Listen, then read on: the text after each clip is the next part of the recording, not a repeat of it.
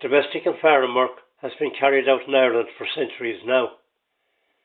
But over the decades, new customs and practices have structured the different methods.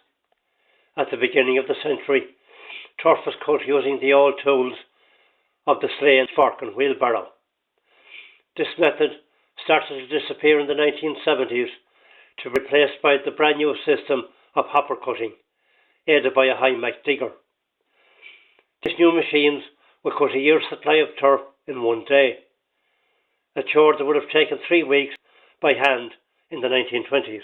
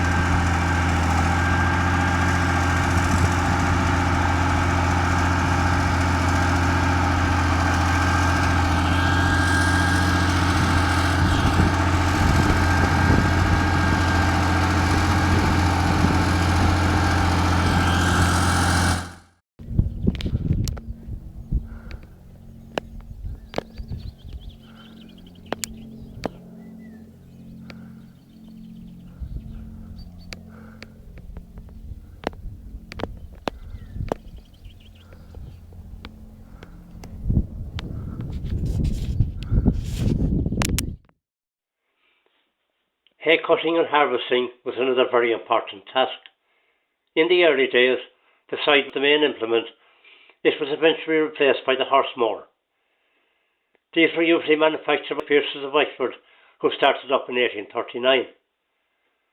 But when the compulsory tillage scheme arrived by way of legislation in the 1940s, so also did the TVO Ferguson tractor, equipped with a mid-mounted mower.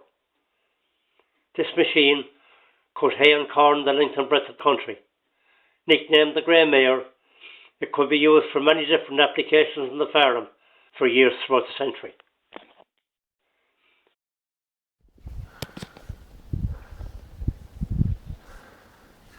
I must say the old timber rake is a rare sight. Well, scarce for company now, I tell you the truth. You don't often see them. Well, back in the 40s, of course, we all used them. Yeah. Well, that should stand up to the weather. Oh, well done indeed, and God bless the whole lot, and God bless yourself too.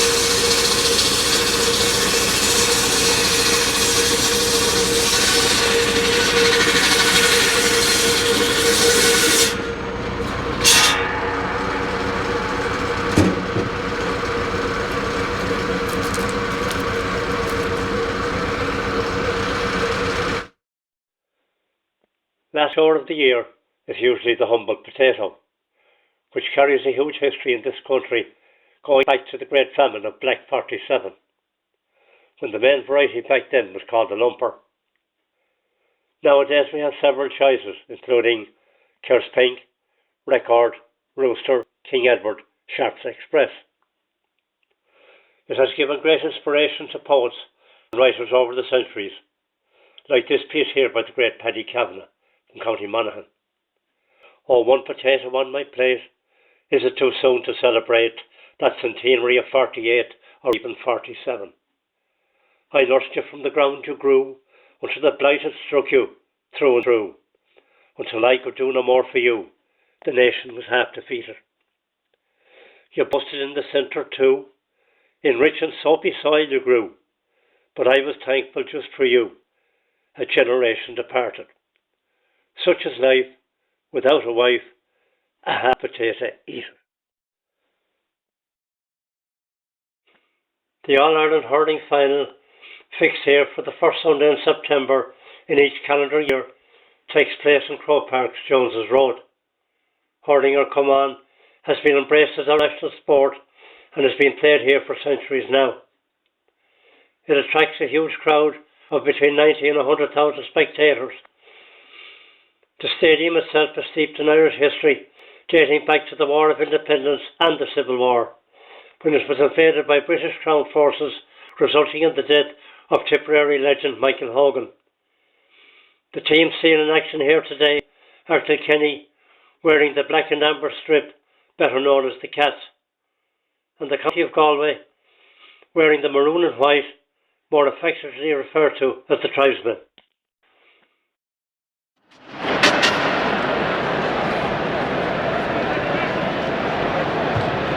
Shasagin Shikar Jedi Aranavian, Makasadoing, Egmanakiol, Ardine.